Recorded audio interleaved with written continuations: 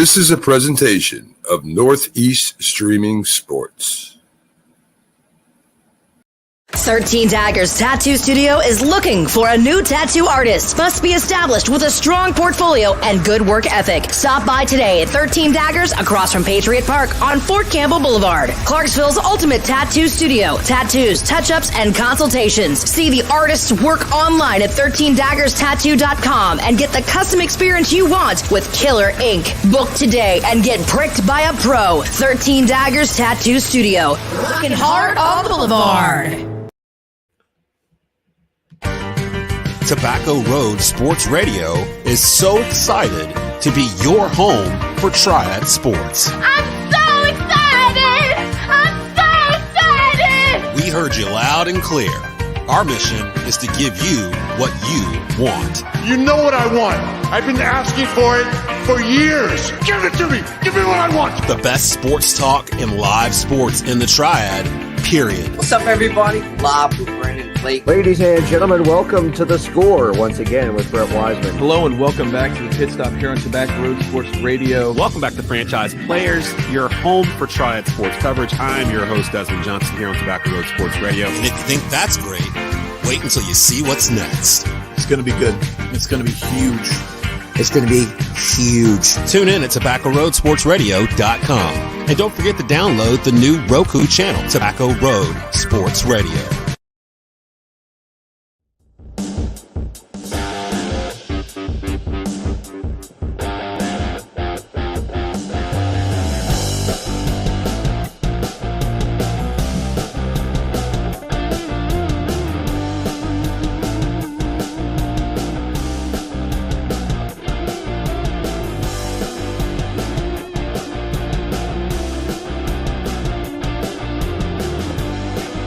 Ladies and gentlemen, welcome to another episode of Frankly Speaking Sports. I'm your host, Larry Franken.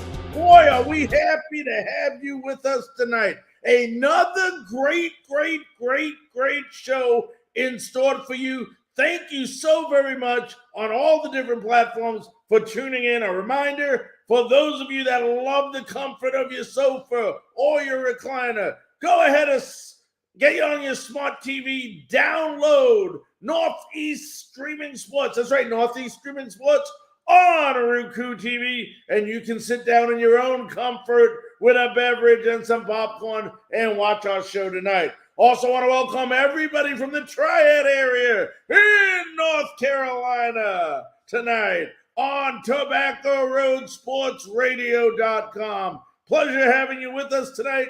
We got a lot to talk about. We got the NBA playoff games starting tonight. That's right, NBA playoff games. We'll give you an update in a moment on the first game. I believe it's the Brooklyn Nets and the Cleveland Cavaliers. So we're about to give you an update on that. Also, it's only, a week and a half away. The NFL draft. That's right, ladies and gentlemen. The NFL draft. Who's going to pick who? And, there's two teams that are very, very similar when it comes to their needs and what they want to pick. The only difference is one pick 6, which is the Carolina Panthers. The other pick's 26, which is the Tennessee Titans. We'll tell you about both those teams, what they should do. Should they go for a quarterback? Should they go for offensive lineman? Or should they go for the best available athlete in the draft? All that and more tonight on Frankly Speaking Sports. About 30 minutes from now, Daniel Marcillo. He's a contributor and writer for Empire Sports Media. He covers the New York Mets. He'll talk to us about the New York Mets, the beginning of the season, and that injury-plagued pitching staff and what they have to go through to just stay afloat at the beginning of this year, as that injury bug is hitting them very, very, very hard to start out the season. Ladies and gentlemen, as I promised you, I told you, the NBA starts tonight. That's right, the NBA playoffs. It begins with the Cleveland Cavaliers and the Brooklyn Nets. Let's go ahead and see if we can find a quick update here. It looks like right now with about 8:23 left, in the fourth quarter, and you can catch this game on TNT. Make sure you tape it, but so you continue to watch this show. It's the Nets 91, the Cavaliers 82. Right now in this game, Kyrie Irving. Say that name over and over and over again. You know, folks, before the playoffs started, I was on many different shows. People asked me to come on, and I said, they asked me, Larry, who do we watch for in the playoffs? Who do we watch for? I said, watch out for the Brooklyn Nets. And everyone goes, you're crazy. They haven't played well this whole year. Well, folks, let me tell you, they're playing well, and I know it's only Cleveland, which had a decent season this year, but is not one of the top caliber teams. But Irving is going off like the Dr. J. Julius Irving used to do in the old days. He's pumped in 30 points so far tonight. Listen to this, folks. He's 12 of 13 from field goal, 3 of 4 from three-pointer, 3 of 3 from free throws. He's got 30 points tonight. Meanwhile, Kevin Durant, 19 points and 11 assists in this game. Also, Drummond is contributed 16 points in this game as well. So once again, we have a 93 now, 85 with 7:39 left in the ball game. Time permitting, we'll give you an update on that game as it comes to its conclusion. Also later on tonight on TNT, it's the LA Clippers and the Minnesota Timberwolves. Once again, that's 8:30 Central Time on TNT. Now, ladies and gentlemen, the NFL draft is not far away. What is it? I believe 20-something here. Coming up, a week from Thursday, if I'm correct, as I try to fiddle around with my computer here. And, a lot of teams have a lot of needs, but, I always tell people it's not necessarily the needs that you have as much as it is what is going to make you a better ball club. We're going to start off with the Tennessee Titans. Then we're going to go to Carolina Panthers. Both of these teams, folks, are very, very, very similar in their needs. Obviously everybody, I don't understand the Titan fans. I talked about this last night on our show when we've had some great guests. And, they're still talking about the need of a quarterback. They need a quarterback. They can win with Ryan Tannehill.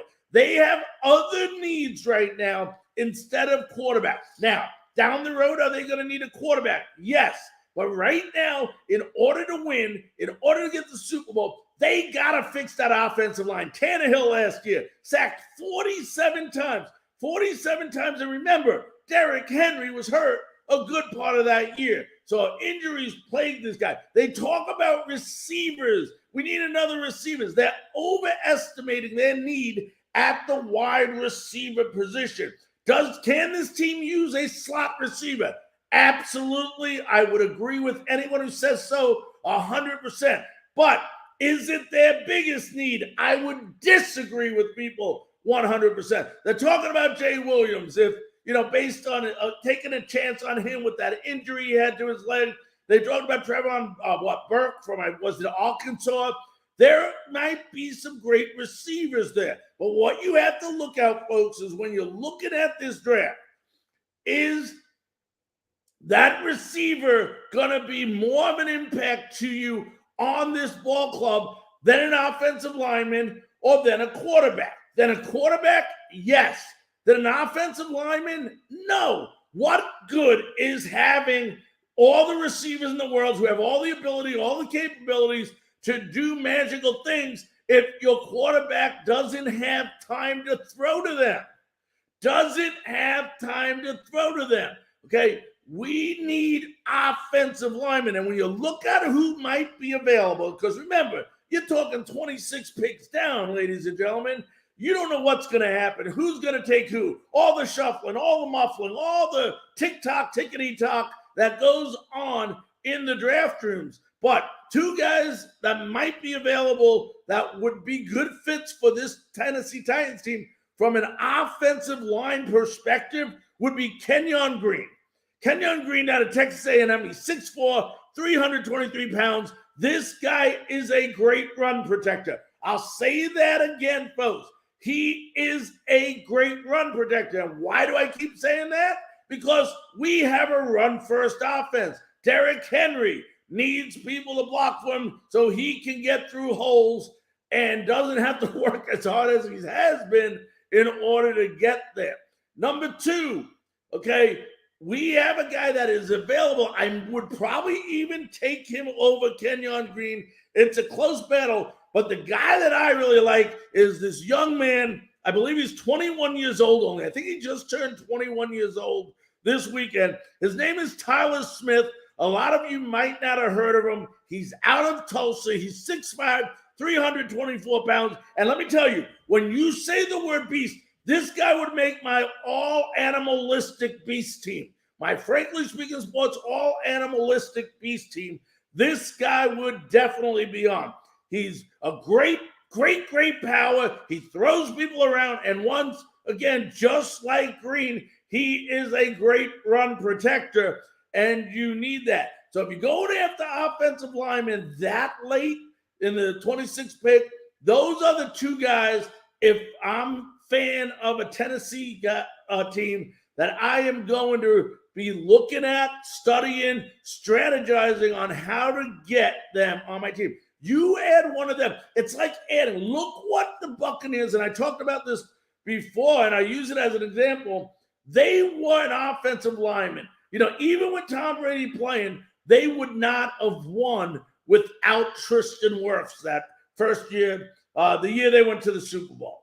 Tristan Wirfs solidified it. You got some young guys on this team that we picked up last year in the draft that we got to look to develop and maybe play another role on that offensive line. That would be adding two dynamic offensive linemen to your team. Now there's no excuses. You can win with Tannehill. Yes, he makes mistakes, but folks, you know, he makes mistakes in the playoff games. Throughout the season, he's done a good job. Don't ask me why, if it's coincidence or what, but you can win with Ryan Tannehill.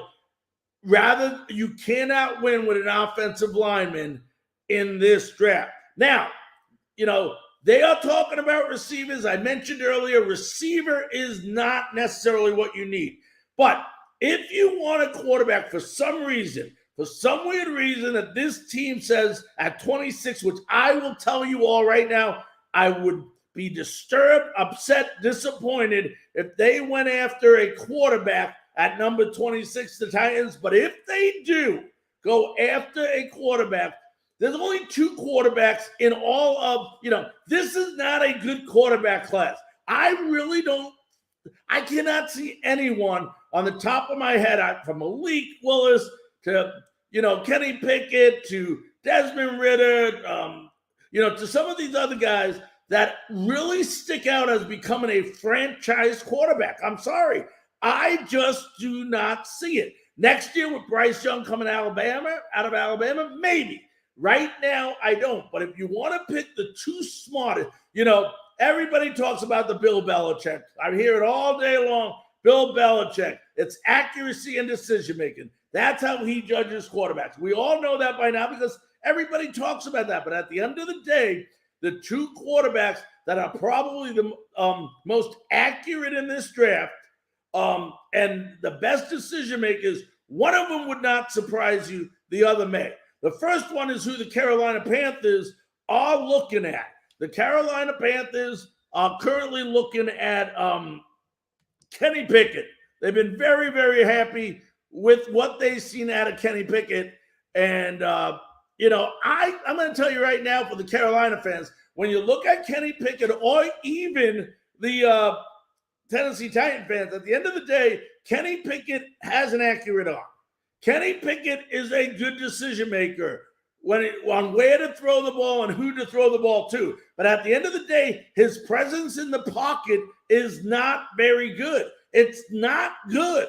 When he gets pressured, he makes a lot of mistakes, and it creates turnovers, fumbles, and most of all, it creates him getting sacked. So he's not very sure what to do when the pressure is on him. For that reason, I see Kenny suffering in the NFL. I'm not saying he can't be good. I'm not going to say he can't be an average quarterback. I just don't see it. I don't see it. Number two, the one that no one's talking about is University of North Carolina quarterback Sam Howell.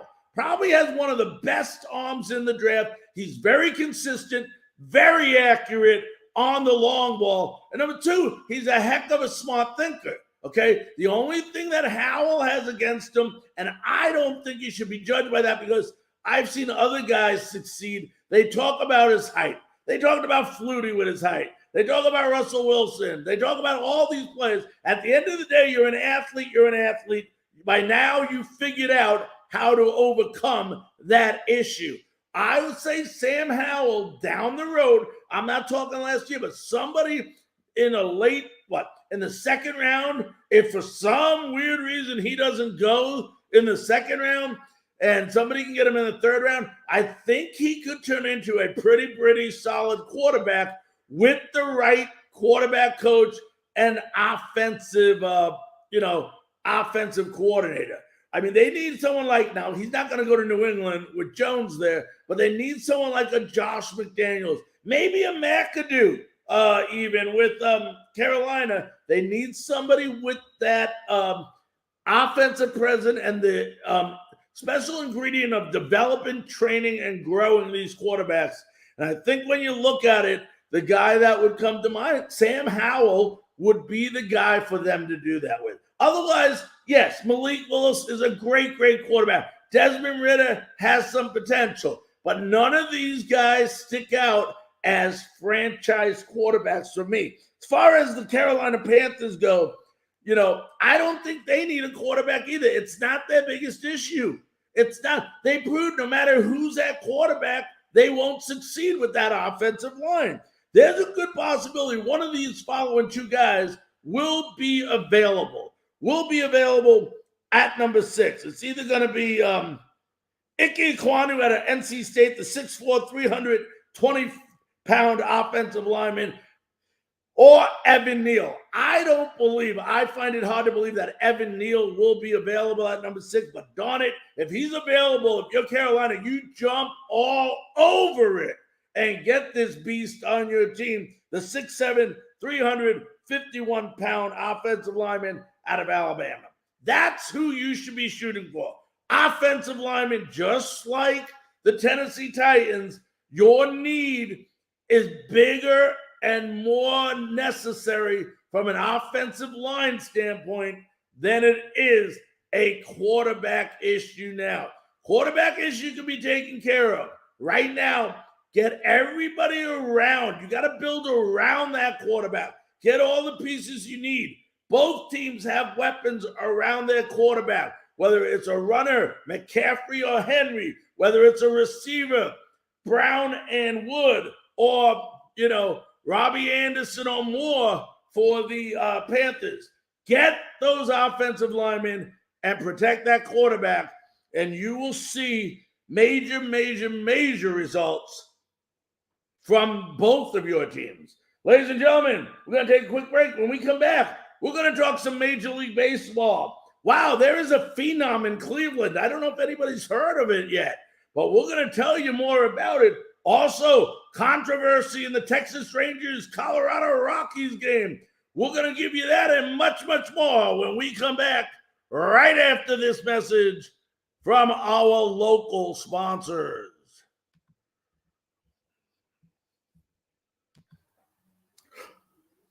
Ladies and gentlemen, this is Larry Frank from Frankly Speaking Sports, coming to you live from Hopkinsville, Kentucky. Are you a professional tattoo artist? If you are, I have good news for you. 13 Daggers Tattoo, located at the Fort Campbell Army Post in Clarksville, Tennessee, is now looking for professional tattoo artists. If you're a professional tattoo artist and you are looking for work, make sure to contact 13 Daggers Tattoo in Clarksville, Tennessee. We love sports. Joe Louis, the greatest boxer ever lived. Not only do we love sports, but we love to debate sports. He was bad Sugar Ray, he bad in there. Who that? The new boy has Mike Tyson. Look like a bulldog. He bad at him too. He done whip Mike Tyson there. He whip all their ass. For the best sports analysis in the triad. What about Rocky Marciano? In-depth local coverage of your favorite schools and teams. Let me tell you something wonderful. Rocky Marciano was good. But compared to Joe Lewis, Rocky Marciano ain't. And of course, the best sports debate in the triad. Beat Joe Lewis's ass. Welcome to Tobacco Road Sports Radio. Joe Lewis was 75 years old when he fought. You're welcome. I don't know how old he was. They got it out.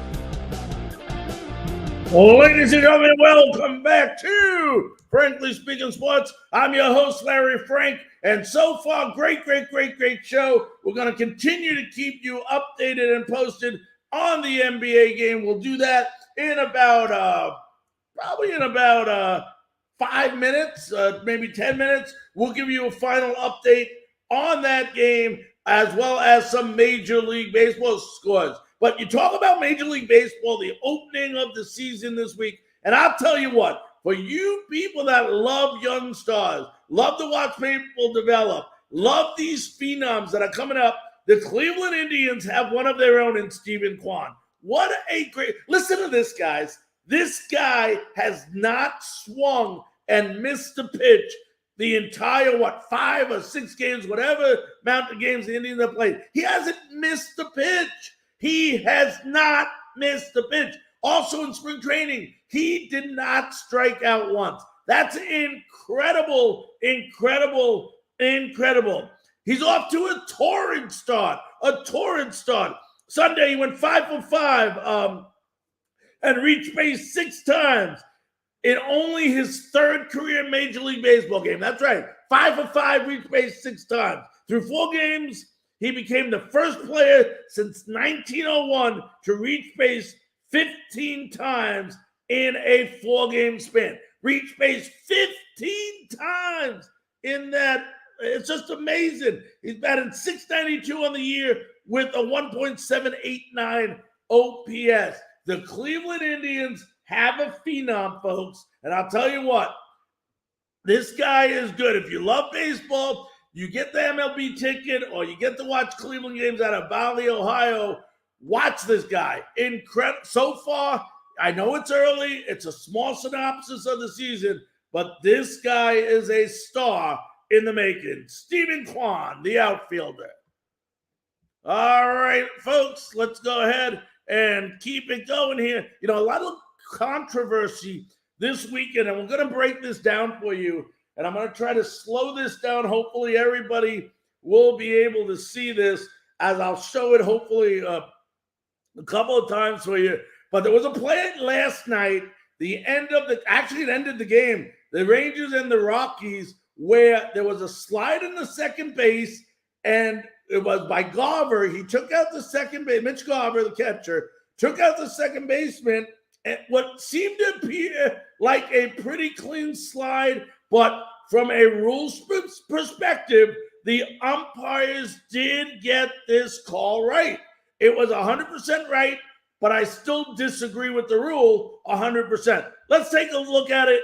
For those of you on tobacco-road-sports-radio.com, I'm sorry that you can't see it, but we're going to be going ahead and showing that right now. Let me go ahead and see if I can go ahead and show it. Okay, folks.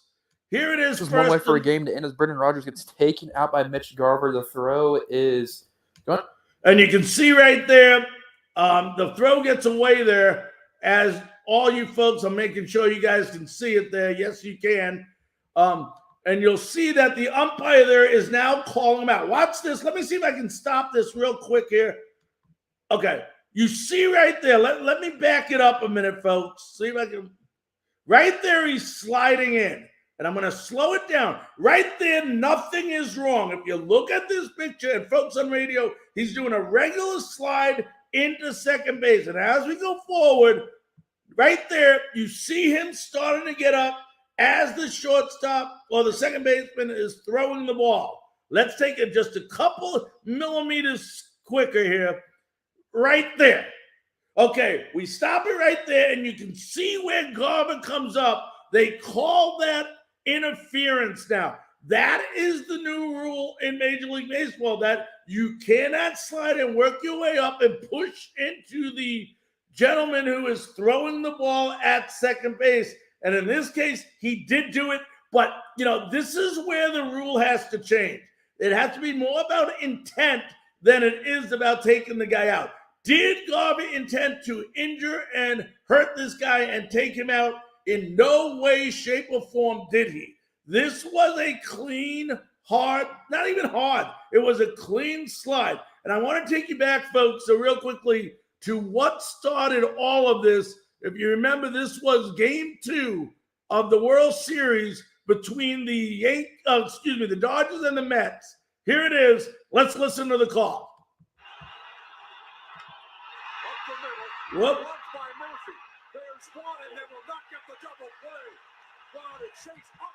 All right, I'm going to reset that, folks, and we're going to let you see that again. For those of you that missed it, let's go ahead and share that with you here. I'm going to go ahead and bring this up. And this was the play right here. As we bring it up to you back in the World Series, it was game 2. Game 2 it was. Let's see if I can, there we go. Let's go ahead and share this with you folks and listen to the play. This should come up now. Up the middle, gloved by Murphy. There's one, and they will not get the double play. Wow, did Chase Utley go in hard at second. And you can see Tejada. He's on the ground, obviously in pain, but let's go ahead and watch this again. This is where it all generated. It's up the middle, and you can see right there, he goes right after his leg, and I think they're going to show us another. Here it is. This is the angle. He goes there, he throws it. Now watch him. Now look. He's out of the area of the base. He goes right after his legs, and he intentionally tries to hurt Tejada, which he succeeded in doing. This is why the rule is in place. I don't agree with the rule because here you can see the intent. In the other one where Garver went in, there was no intent, no injury, no knocking him over. He was just sliding to break up a double play as we will continue this. And you can see Tejada, he goes down, another angle right here. Okay, he's coming in right there. And you can see him hit him. Look at that. He goes not even to the bag. He goes right for his leg. He did not even look at the bag. Utley goes right after Tejada right there. And he succeeds, as you can see. And that was just, I remember that play dearly there. And it was ugly. Ugly, if I could ever say the difference. It was an ugly play. And that's the reason right there, folks, that everything happened with that rule at second base. And that's why that game last night ended the way it did. Let me see as I try to get my signals here a minute. Let's see if all right, that's me. All right. There we go. All right, ladies and gentlemen, it's about that time. Let's go ahead and take a quick break. And when we come back, we're going to have contributing writer from Empire Sports Media. He covers the New York Mets, Daniel Marcillo. He's been a guest in the past, and I'm sure he'll be another guest in the future. We'll be back right after these messages. Did you know that tattooing dates back to the Stone Age? Did you know that tattoos were once a symbol of high society? Did you know that Theodore Roosevelt had a tattoo? Did you know that 13 Daggers has been serving the area for nearly a decade? Whether you want bright, vibrant colors or depth built from black and gray, let 13 Daggers create a custom piece of art just for you. Schedule your appointment and come get pricked by the pros. 13 Daggers Tattoo Studio, across from Patriot Park on Fort Campbell Boulevard. Walk-ins always welcome. 13 Daggers Tattoo Studio. Looking hard on Boulevard.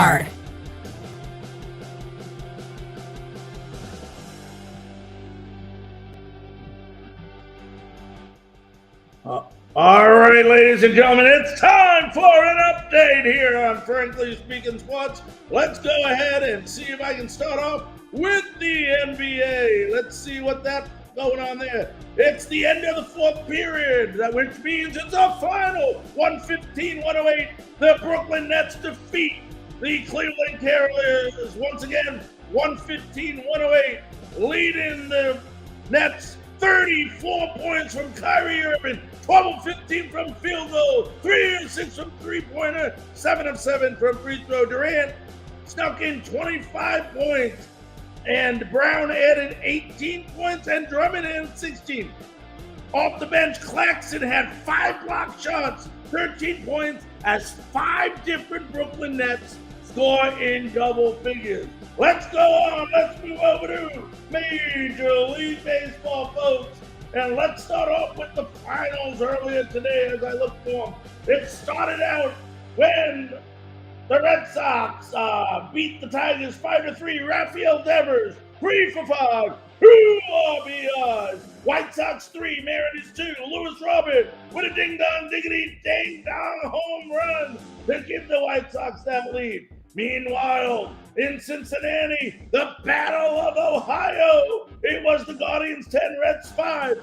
Newly signed Jose Ramirez, 3 for 5, 6 RBIs, a triple, and a home run.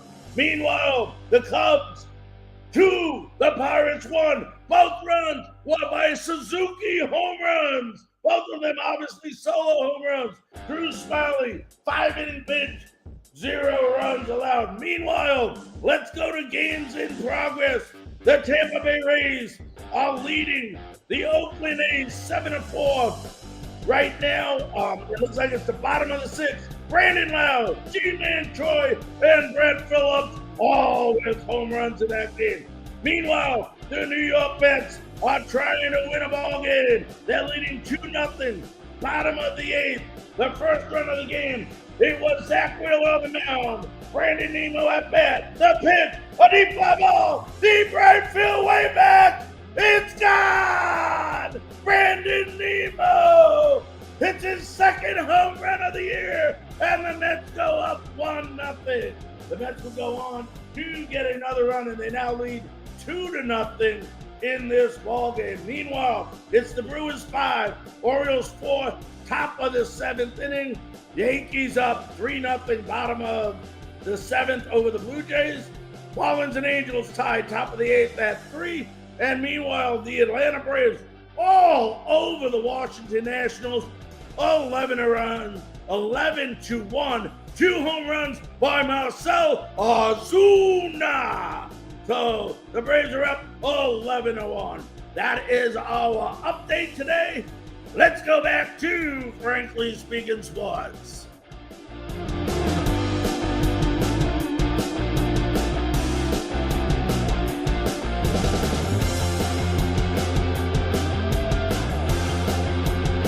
Ladies and gentlemen, welcome back to Frankly Speaking Sports. I'm your host, Larry Frank, and I'll tell you what, you look at the NL East, and I'll tell you what, it keeps getting tougher and tougher and tougher. The toughest thing to do is to repeat. The Atlanta Braves are trying to do it, okay? But they got some teams that are trying to get better and give them some competition. A lot of people, one of those teams that a lot of people expected to go ahead and give the Braves a run for the money is the New York Mets, who, like I said, are winning 2-0 right now against the Philadelphia Phillies. It is my great honor, thrill, and pleasure, folks, to now bring in to our Frankly Speaking Sports 13 Dagger studio. He's been on the show before. He's awesome. He's great. And he covers the New York Mets. Let's welcome in Daniel Marcillo. Daniel, how you doing, buddy?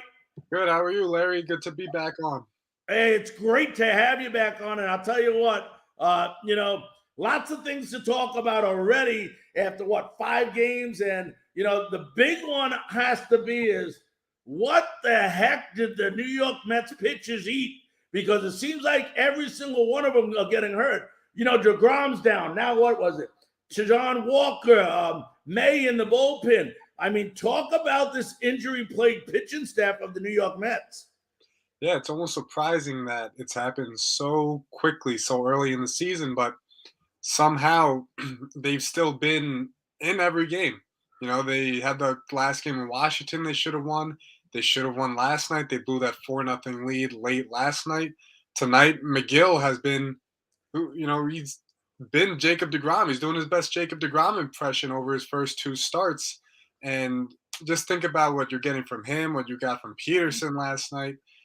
Even though guys are getting injured, they're still somehow patching together ways to put themselves in positions to win. And that's what great teams do, Daniel, as you know. Talk about the first weekend. They're playing the Nationals. Obviously, one of the big stories is, seems like the pitchers of the Nationals decided they wanted to hit the New York Mets players all weekend long. First it was, one of the players was Alonso, obviously, in the head. Then it was, I believe, Lindor in the head.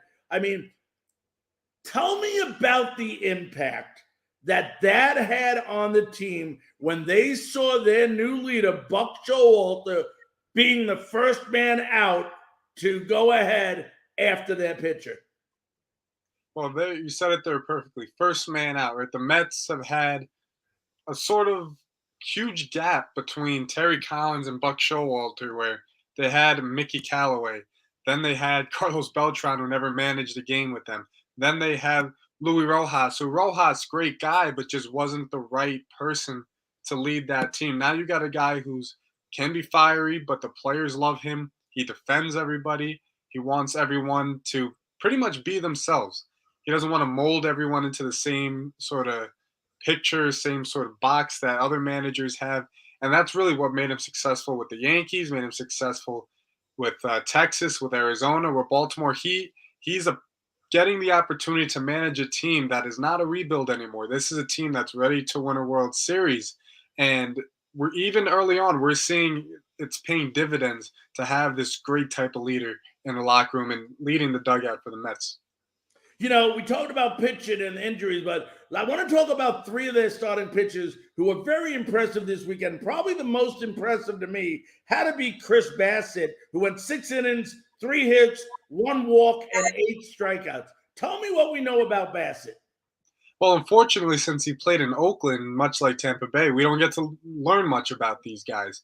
But his stats are comparable with the Max Scherzers, with the DeGroms, with the, say, Lance Lynn, Lucas Giolito, those type of guys who you're looking at as frontline starters. That's what Chris Bassett is. He's consistent. He gives you innings. He gives you starts. You know he's going to give you at least 25 to 30, maybe even 32, 33 in a full season.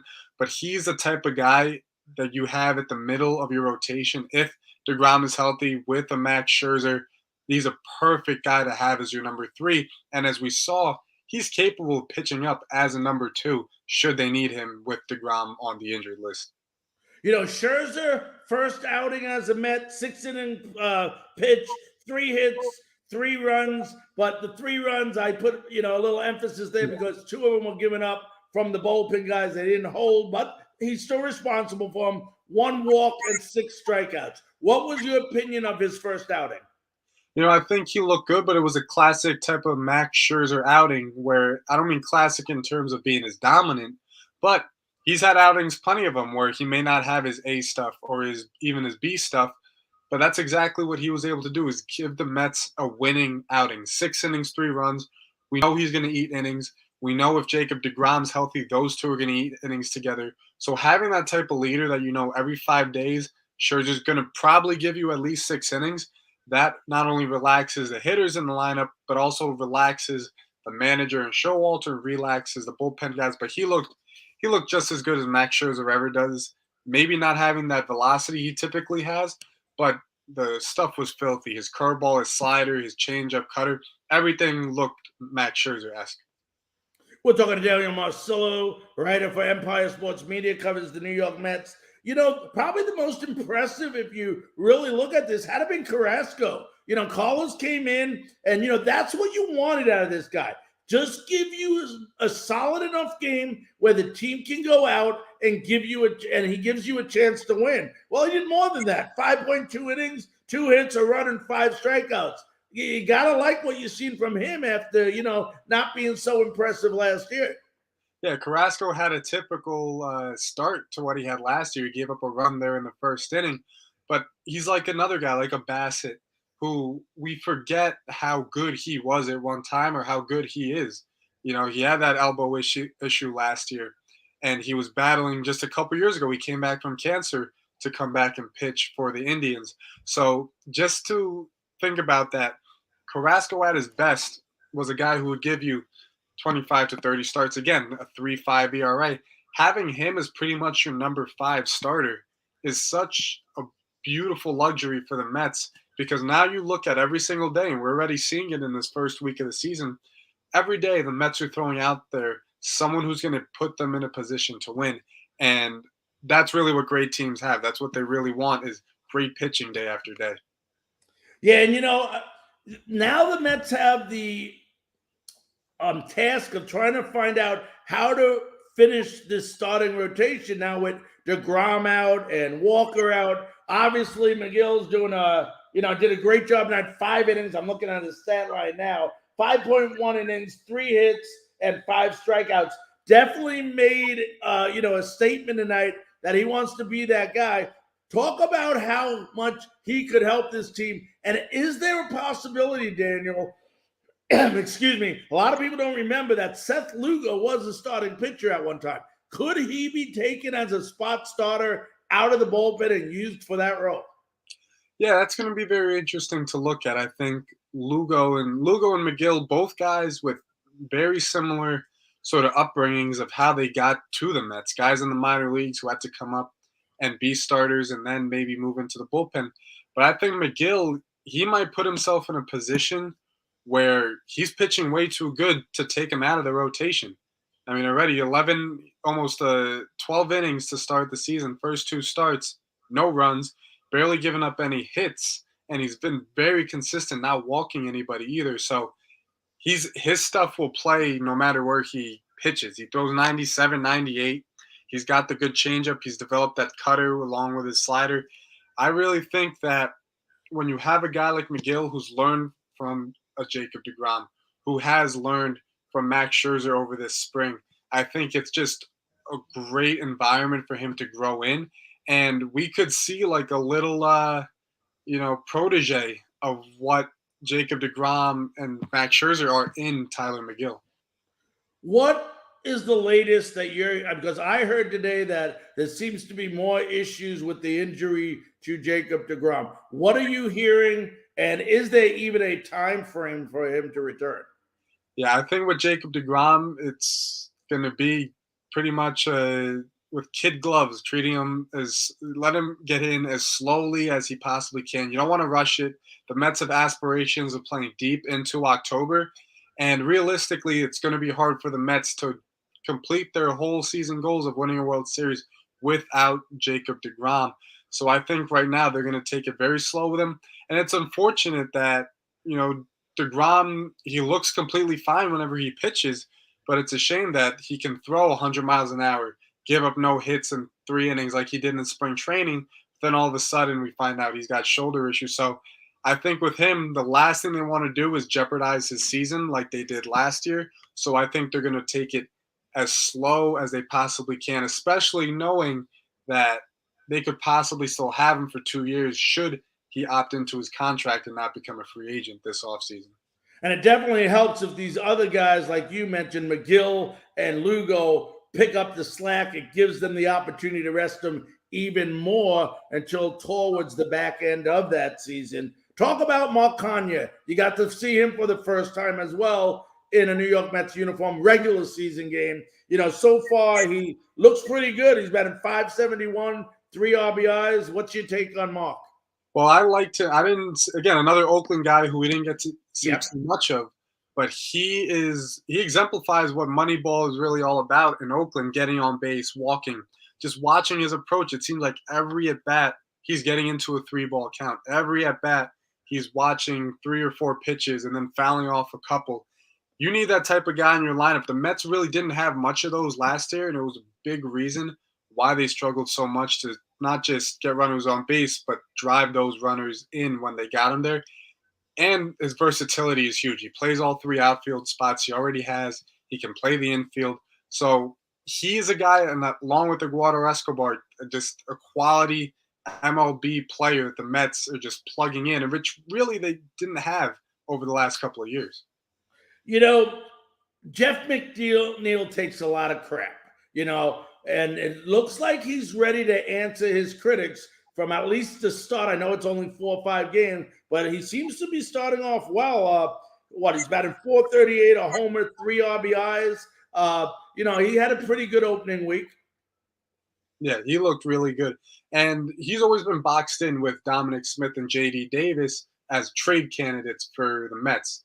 And when I look at them, McNeil to me was the most untouchable of those three because one, the guy was pretty much a career 300 hitter before last season. He can play anywhere on the field for you, basically. And he is the type of guy where you can stick him as a leadoff hitter, second hitter, and you can put him at the 8 spot like you had tonight, and you can still feel like you have a very deep, strong lineup from that. And I feel like he is another guy who just needed sort of a clean slate. I think injuries have been killing him over the last couple of years. Not to mention now he's got a whole new manager in Buck Showalter who believes in him. He's got a general manager and a front office that believes in him. And I really think last year when they traded for Baez, as good as he was with the Mets, I think it killed McNeil's confidence, killed his psyche a little bit because he was starting to hit. But then all of a sudden they got Lindor's best friend, which if we don't forget that Lindor and McNeil didn't have the best opening to their relationship with Mets, but this as Mets. So it seems like they're better now. And I think McNeil may not be an all-star, but I think we're going to get another great season out of him. But you still got to remember, you still got Robinson Cano, who is doing some DH, and he gives McNeil a day off in the infield. Does Cano still have what it takes to be a solid, productive player for the New York Mets? Yeah, that's the $1 million question, really. And I think, I think he falls into a category that David Ortiz, Nelson Cruz, Adrian Beltre fell into, that they're going to hit as long as they're healthy. It doesn't matter how old they are. I think they're still going to hit no matter what. And the great thing about this Mets team is you look up and down the roster of position players, and you can make an argument for every single guy to be a starting player for the Mets. And I think that versatility says to you, hey, Cano doesn't have to play 150 games, play 115. Half of them he'll DH for. And I think keeping him fresh like that should allow the Mets to get the most out of him as he continues to climb up the age of 40. How much more pressure is on this offense to produce because of the injuries to the pitching staff? Yeah, I think it'll build up a little bit, especially when, the first game in Philadelphia here, they score 3 runs, but then they only score 1 for the rest of the game. Tonight, they only get 2 runs so far against the Phillies as they head into the bottom of the 9th there. I think they're really going to need to just be consistent. They're not going to score 6-7 runs every night, but they can't have nights where they're 1 for 12 with runners in scoring position like they were plenty of times last season. If they get the runners on base, they got to get them in. And I think that's really what helped them in Washington take 3 out of 4. So they just have to find some consistency. You got a lot of guys in this lineup who are clearly good big league hitters. They just got to be consistent. Take away that strikeout sort of mentality that was killing them last year and just put the ball in play like they have been doing to start this season. How does a team adjust to all these different lineup changes? And it's something that's not uncommon anymore in baseball. I know when I was growing up, and it wasn't that long ago, Daniel, to believe it or not. But, when I was, you had pretty much, you can go to a ball game and pretty much, you would know who was going to be starting and who was going to be playing. Now Buck seems like he's switching the lineup day after day after day. Is this keeping the team fresh, or in reality, is it keeping certain players from keeping their rhythm? Yeah, and that's the big thing that managers have to try to balance now, right? Lindor, he's going to be a guy you want playing 160 games. I think Alonso is going to be another guy in that category. But then everyone else is sort of interchangeable. McNeil's been used to it. Cano's going to have to do it to stay healthy. I think Starling Marte is going to be another guy that plays 140 games. But I think with the cast of characters they have brought in, each of them have either been used to playing 160-plus games like Lindor, like Alonso, like Marte. And then you have the guys who have played in platoon situations or just situations where they only play 4 to 5 times a week, like Escobar, like Canna, like even Cano too as he gets older, just to take breaks. I think it's all going to sort of balance out at some point. But I think so far the mixing and matching that Showalter has done, I think that blueprint, if he follows that and stays consistent with it, barring any injuries, I think should put the Mets in position to capitalize on everyone's abilities as the season goes on. What's been, and it's only been a short 5 games, maybe 6 games after tonight. What's been the most impressive thing for you so far this year? To me, the thing I love the most is the closeness of this team. I think last year we saw it a little bit, but it seemed kind of like manufactured. Especially with the way Lindor and McNeil handled that little scuffle they had, especially with sort of the Dom Smith trying to be the happy-go-lucky guy of the team. Same thing with Alonso. I think now you have guys in the clubhouse who are going to sort of buckle things down, like Marte. He was right on that top step of the dugout when everyone was getting hit. You have guys like Canna, seasoned veterans, Escobar, who now you have a few cast of leaders who are now bringing guys together. I mean, I even saw tonight McGill watching on the iPad things that he could correct from his start with Carrasco, with the pitching coach. I think Bassett was in that group as well. Those type of things we haven't really seen since, I would say, maybe the 2015 team and then maybe the 2006 team that was just a pitch away, a base hit away from going to the World Series. What's been the most disappointing part so far? I think the bullpen has certainly been disappointing. Now, granted, Edwin Diaz, has been in Puerto Rico grieving the loss of his grandfather, so they've lost a bullpen piece there. But I think, the trade to get Rodriguez, the lefty, to put him in the bullpen, I guess they need another lefty, which understandable. But Miguel Castro, I always liked him. I've always been high on him, where he's as good as anybody the Mets have in their bullpen. So I think they got to find the balance because May is dealing with some fatigue. They only have Shreve and Rodriguez as the lefties in the bullpen. Lugo didn't really have much in that 5-run eighth that they gave up to Philadelphia. So it's defining those roles a little bit. Maybe when Diaz gets back from Puerto Rico, maybe things will be a little bit easier to slide things in. Maybe Lugo's the 8th inning guy, Diaz in the 9th, May in the 7th. They just got to find that little balance point. But I will say out of the bullpen, I'd like to have seen from Adam Ottavino. One guy to keep an eye on the entire season. It sounds kind of obvious, right? I would go with the obvious one. I'll give you 2 here.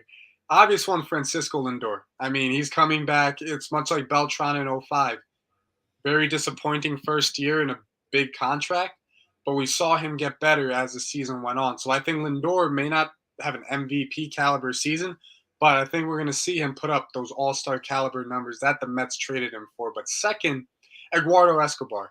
I like the way he plays, a switch hitter. The Mets, you look back at their lineups, when was the last time they really had a switch hitter that was an everyday guy in their lineup? It's been a while. And Escobar provides some power. He seems like he's solidified that role as the everyday third baseman. I think he's going to be a real big pickup for the Mets, especially to either lengthen or diversify the righty-lefty mixes that they have in their lineup.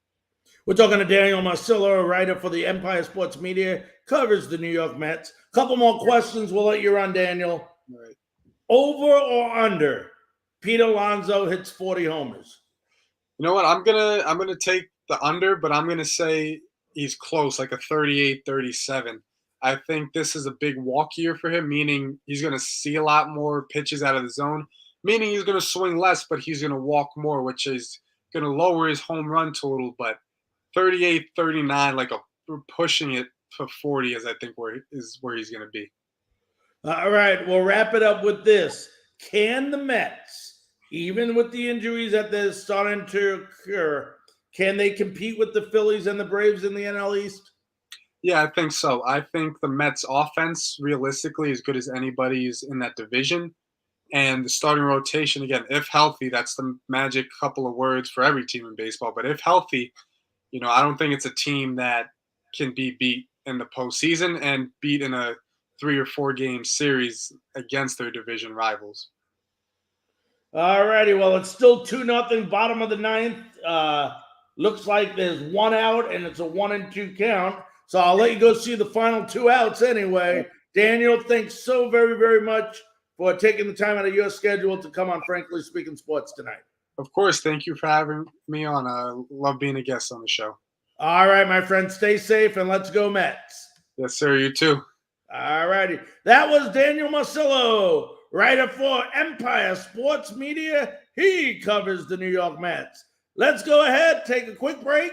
We'll be back right after this message from 13 Daggers Tattoos. 13 Daggers Tattoo Studio is looking for a new tattoo artist. Must be established with a strong portfolio and good work ethic. Stop by today at 13 Daggers across from Patriot Park on Fort Campbell Boulevard. Clarksville's ultimate tattoo studio. Tattoos, touch-ups, and consultations. See the artist's work online at 13daggerstattoo.com and get the custom experience you want with killer ink. Book today and get pricked by a pro. 13 Daggers Tattoo Studio. Looking hard on the boulevard.